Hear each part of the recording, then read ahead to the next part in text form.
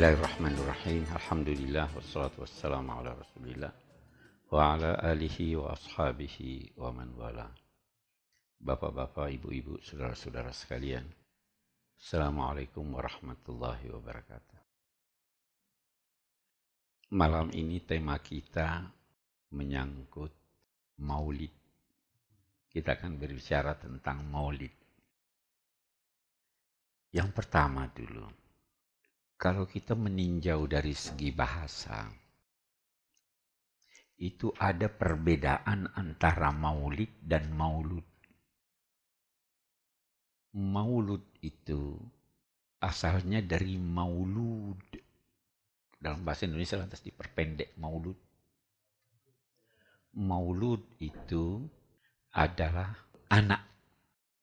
Ruzik tu bi maulud, orang Arab berkata. Saya mendapat rezeki berupa maulud, anak. Seseorang yang dilahirkan. Walad dalam bahasa Arab itu anak, baik laki-laki maupun perempuan. Sebabnya kalau kita baca, Qul huwallahu ahad, Allahu samad, lam yalid, tidak beranak. Bukan hanya laki-laki atau perempuan. Kalau laki-laki, zakar. Kalau perempuan, unsa. Yusikumullahu fi auladikum lidzakari mithlu hazzil unsayain. Oke. Maulud yang menjadi anak. Jadi sosoknya itu maulud. Nah, kita bisa berbicara tentang maulud. Artinya kita berbicara tentang sosok Nabi Muhammad. Nah, maulid. Nah, kita lihat nih bedanya dalam bahasa Arab. Timbangan kata yang sama dengan maulid itu mengandung dua makna. Bisa berarti tempat, bisa berarti waktu. Mau'iduna yaumuz zinah. Mau'id, waktu yang kita perjanjikan. Nah, mauqi, tempat beradanya sesuatu. Orang berkata, aina mauqi Indonesia. Indonesia itu di mana toh tempatnya? Nah, jadi kalau kita bicara maulid, itu artinya, kita lihat dari segi bahasa dulu, itu berbicara tentang tempat atau waktu. Bahasa seringkali menyebut bahagian dari sesuatu, tetapi yang dimaksudkan bagiannya. Saya beri contoh.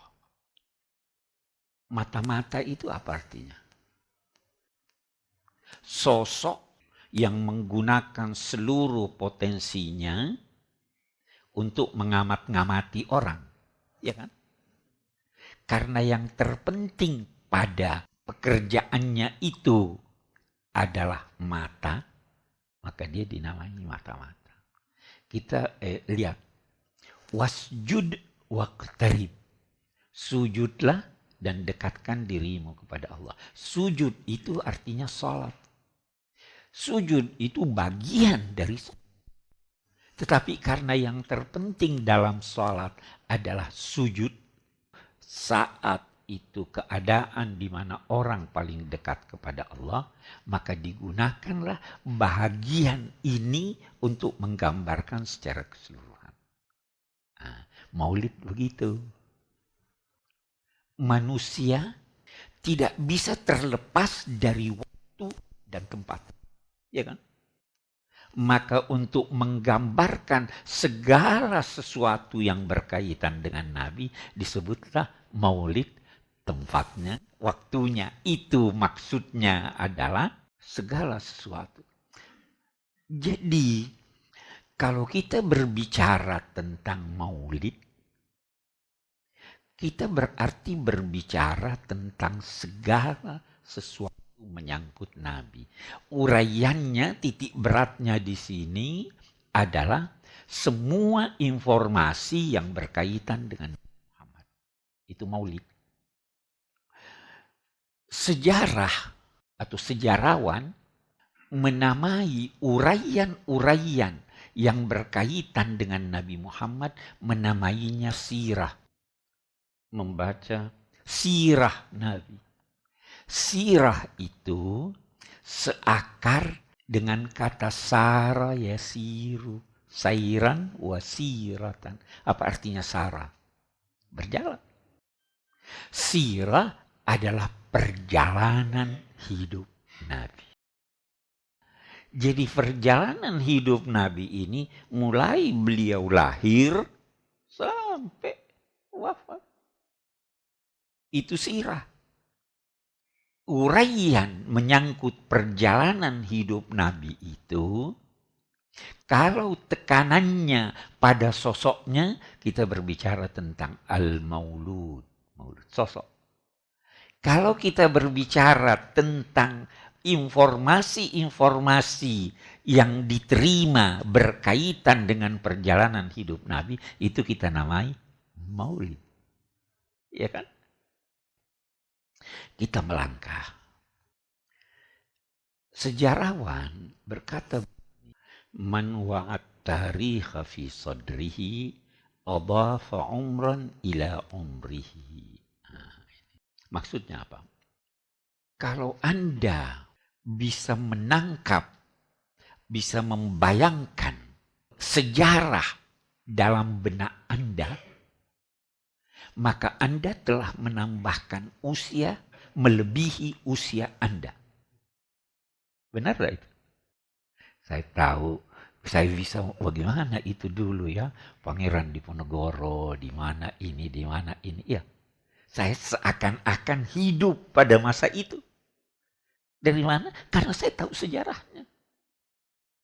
Jadi sebenarnya tujuan dari mempelajari sejarah itu adalah menggali apa yang terdapat di balik sejarah itu. Sejarah dalam bahasa Al-Quran atau dalam uraian Al-Quran menyangkut sejarah tidak berbicara, hampir tidak berbicara tentang tempat, hampir tidak berbicara tentang sosok, tapi yang dia bicarakan adalah peristiwa. Hampir begitu. Siapa itu Ashabul Kahfi? Disebut enggak namanya? Tanggal berapa itu? Tidak ada tanggalnya, tidak ada waktunya. Oke. Mempelajari sirah. Lebih-lebih mempelajari sirah Nabi Muhammad Sallallahu Alaihi Wasallam itu seperti membakar kayu. Apa maksudnya ini? Kenapa dipilih kayu? Nah, dia katakan begini. Ada kayu yang Anda bakar, asapnya menyesakkan hidung Anda. Ya. Tapi ada kayu yang Anda bakar, aromanya sangat harum. Ini. Kalau Anda bicara tentang tokoh lain, bisa jadi menyesakkan. Tapi kalau kita bicara tentang Nabi Muhammad, Allahumma sholli alaihi, itu aromanya sangat harum. Itu kita bicara tentang Nabi Muhammad Sallallahu Alaihi Wasallam. Karena itu orang berkata, semua sosok, semua uraian yang Anda tangkap, Anda uraikan, Anda bicarakan menyangkut sosok siapapun, maka yang bersangkutan yang Anda bicarakan semakin terhormat. Iya. Tapi kalau Anda bicarakan Nabi Muhammad, dia tidak tambah terhormat. Udah sampai puncaknya, gelasnya udah penuh. Sehingga aromanya yang kita dapat. Kita yang terhormat karena berbicara tentang beliau. Nah, uraian menyangkut maulid ini tadi sangat banyak. Banyak sekali. Tapi campur baur. Ada yang benar, ada yang salah. Ya, ada yang dilebih-lebihkan, ada yang dikurangi. Itu dalam maulidnya Habib Ali itu benar sekali. Mahma tafannana wasifuhu fi wasfihi yafna zamanu wa fihi malam yusafi. Betapapun hebatnya orang menguraikan tentang Nabi ini, betapapun banyaknya, habis waktu ini masih ada yang tidak sempat diuraikan. Karena itu ada seorang penulis di Mesir, otodidak. Saya kira dia tamat SD saja, tapi hebatnya luar biasa. Dia berkata apa? Jangan pernah berusaha merangkul gunung. Anda tidak bisa rangkul gunung. Orang pun yang melihat Anda merangkul gunung akan berkata sia-sia usaha ini. Kalau mau, tunjuk aja dari jauh. Itu lebih bermanfaat daripada merangkulnya. Dia bilang, kalau kita mau bicara Nabi Muhammad, itu jangan rangkul. Anda tidak bisa rangkul. Tunjuk aja, ini begini, ini begitu, dan sebagainya. Oke. Ada pertanyaan, kapan mulainya uraian, pembicaraan, pembahasan menyangkut maulid? Kapan itu dimulai? Kita sering mendengar bahwa itu dimulai pada masa Salahuddin ya. Itu tidak benar. Membicarakan Nabi. Sejak zaman sahabat sudah dibicarakan. Iya enggak? Sebelum kelahirannya sudah dibicarakan. Bahwa akan ada sosok yang namanya Muhammad. Jadi sebenarnya terlepas mau rayakan atau tidak namanya. Ini sudah dibicarakan jauh sebelum kelahiran Nabi Muhammad. Secara umat Islam, secara khusus mulai membicarakan, membahas tentang maulid. Tadi sudah kita artikan apa artinya maulid. Sejak mereka mempelajari Al-Quran. Bagaimana itu? Di Quran ada uraian tentang Nabi. Ada kan uraian tentang Nabi. Mereka sudah bicarakan waktu itu. Ada ayat yang berbicara tentang peperangan Nabi. Ada ayat yang berbicara tentang istri-istri Nabi. Itu semua masuk dalam uraian maulid kan? Itu maulid itu. Jadi tidak benar kalau dikatakan baru mulai pada masa Salahuddin. Boleh jadi resmi negara baru dimulai waktu itu. Ya kan? Tetapi uraian tentang maulid itu udah jauh sebelumnya.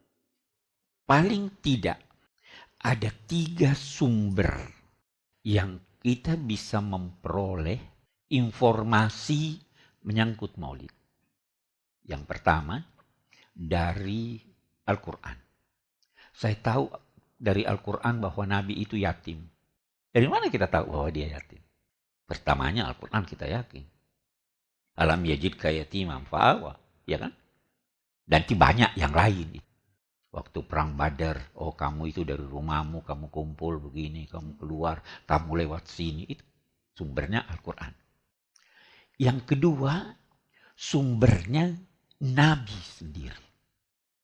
Nabi yang menceritakan bahwa saya itu dulu pengembala. Sumbernya dari hadis nih. Nabi itu dulu ditanya, kenapa kamu puasa hari Senin? Dia informasikan, oh saya lahir hari Senin. Itu sumbernya itu. Yang ketiga, sumbernya dari riwayat selain yang bersumber dari Nabi. Riwayat yang bersumber dari Nabi atau analisa-analisa yang dikemukakan yang berkaitan dengan Nabi. Itu sumber uraian tentang maulid. Nah, saya ingin kita lihat sumber ketiga ini. Mari kita lihat sumber ketiga. Dulu tidak banyak hiburan. Sekarang banyak hiburan kan. Hiburannya dulu orang itu apa? Salah satu hiburan dulu adalah mendengar dongeng.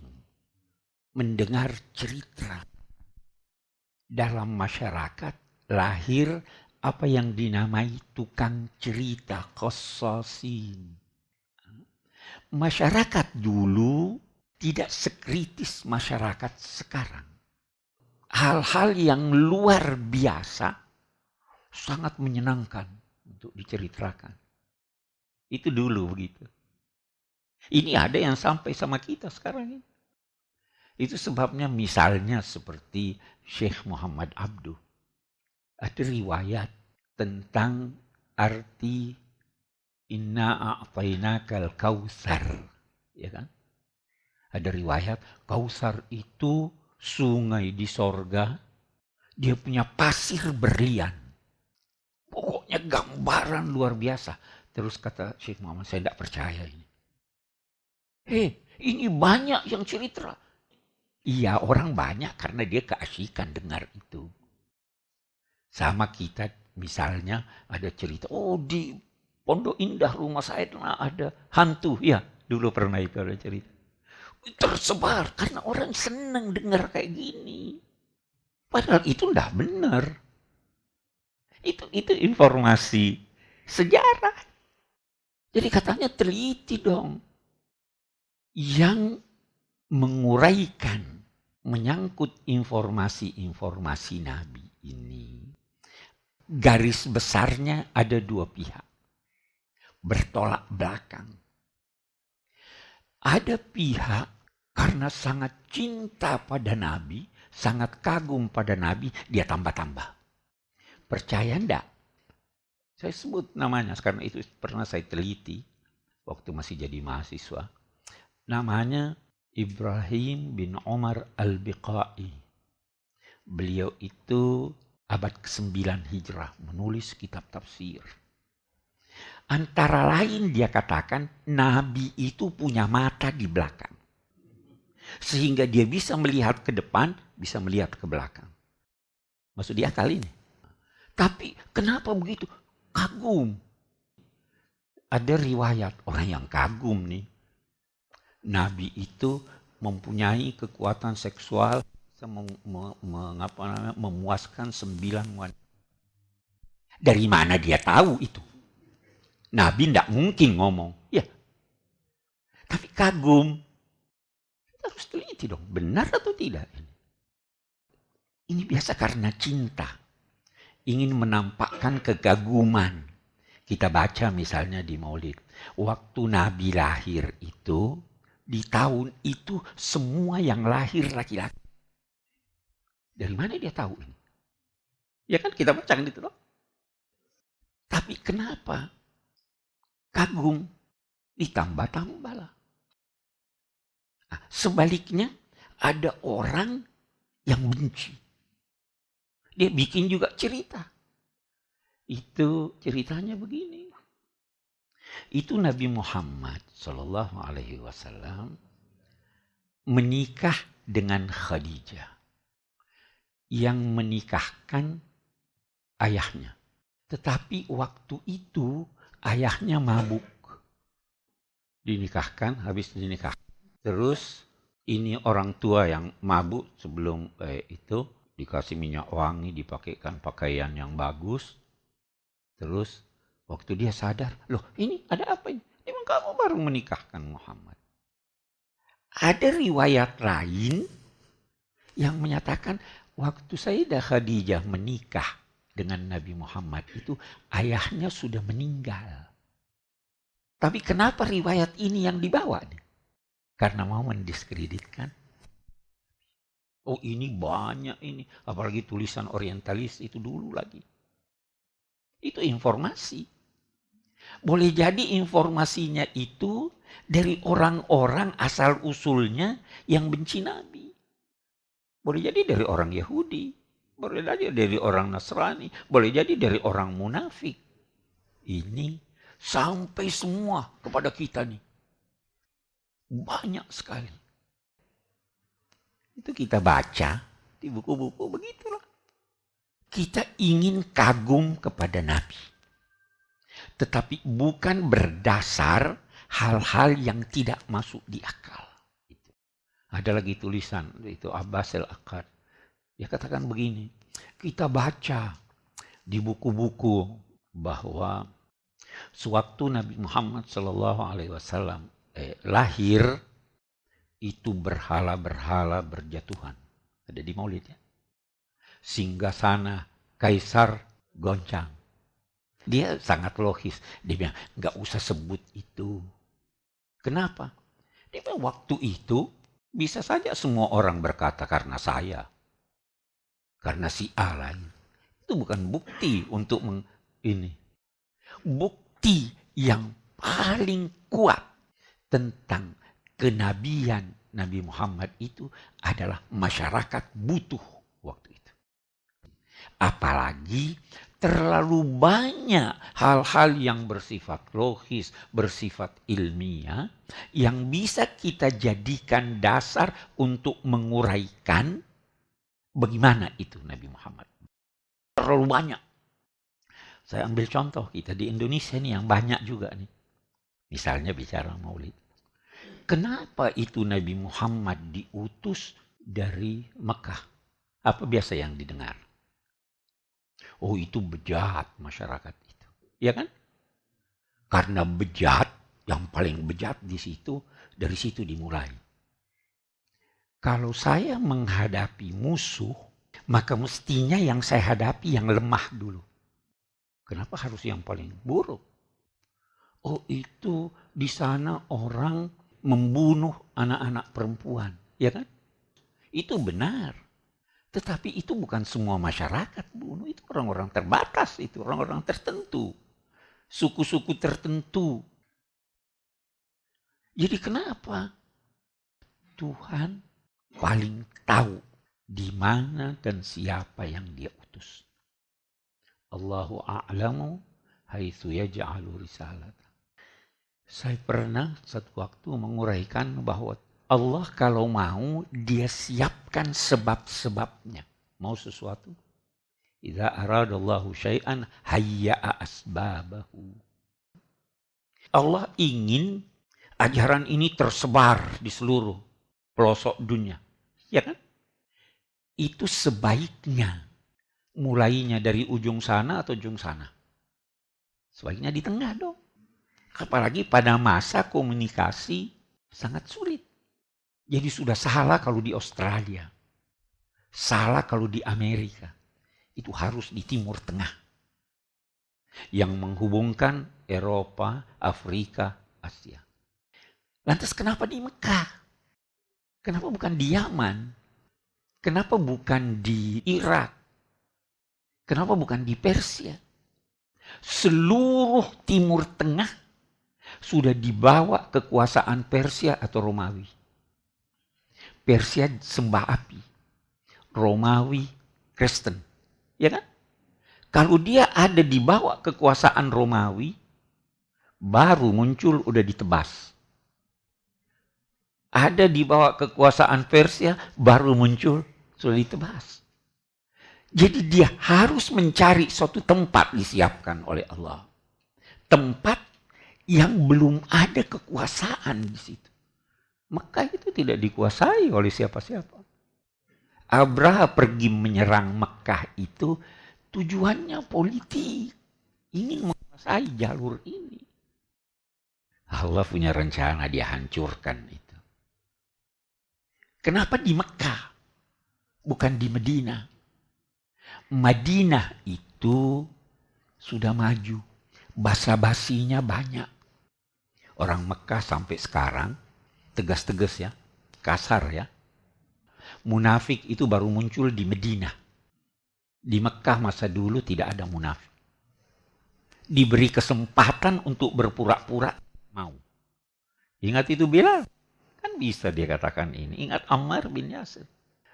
Ajaran ini harus diterima dan secara tegas, secara tulus, secara ikhlas oleh yang menerimanya. Biar kita tahu siapa kawan, siapa lawan.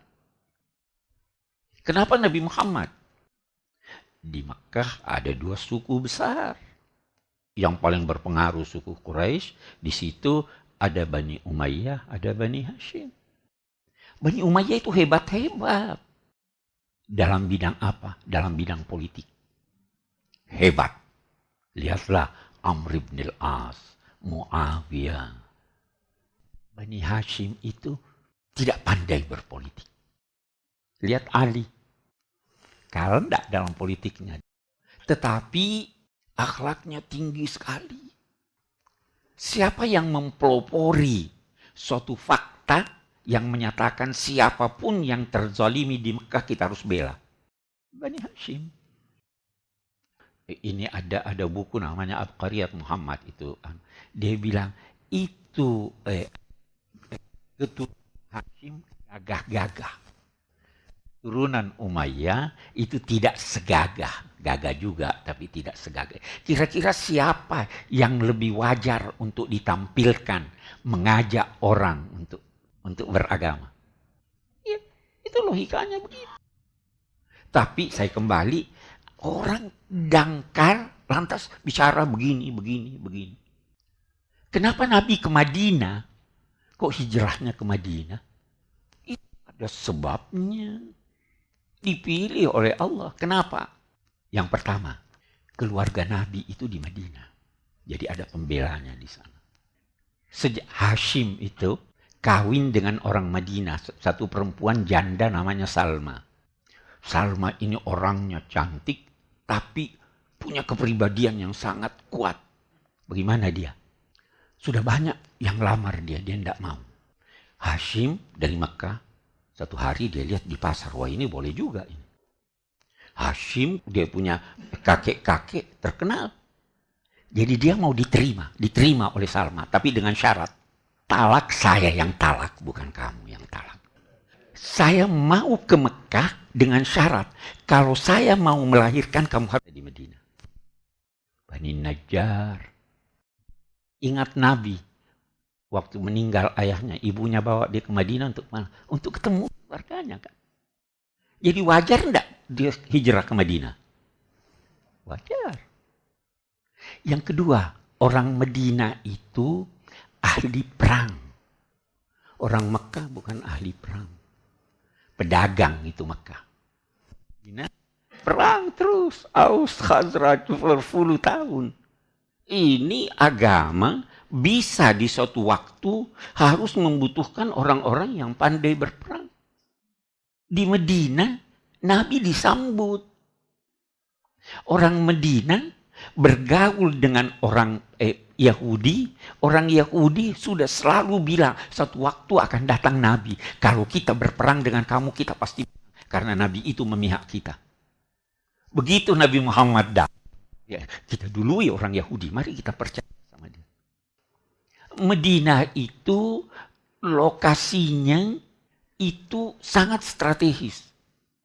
Hanya di bagian utara yang orang bisa masuk. Timur dan barat curam sekali. Itu sebabnya waktu perang Khandak yang digali itu hanya di bagian barat. Jadi sangat strategis. Allah atur. Biasa kedangkalan, pemikiran, subjektivitas menjadikan uraian-uraian menyangkut maulid itu tidak logis. Nah ini kita harus pandai-pandai nih baca.